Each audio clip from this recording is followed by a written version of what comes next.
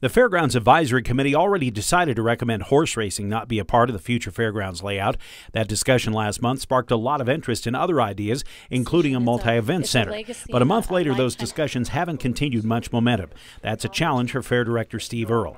He told the committee yesterday the county has spent $220,000 on upgrades like new paving and is ready to spend more. But Earle says he needs more direction on what the fairgrounds will look like. If you don't put that in writing and plan for it and know where you're going to ask funds, or at least have some idea what you're asking for in advance, then it just plain isn't ever going to happen. An example of the problems fairground staff is starting to run into is here at the Culinary Arts Building. There are questions now about the building's structural integrity. Tests are still being run, but as a precaution, the second story won't be used for this year's fair.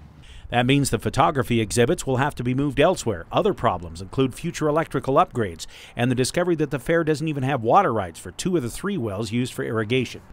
Earle says those infrastructure questions can be answered with more confidence if the community can reach more general consensus on what the fairground should look like. Does that make sense until we have a real blueprint? And I'm not talking about a master plan that is considered a preferred alternative. I'm talking about a layout. Earle says the public will have about another 6 to 8 weeks to provide input before he has to give that development plan to the county commissioners. In Missoula, Dennis Bragg, MTN News.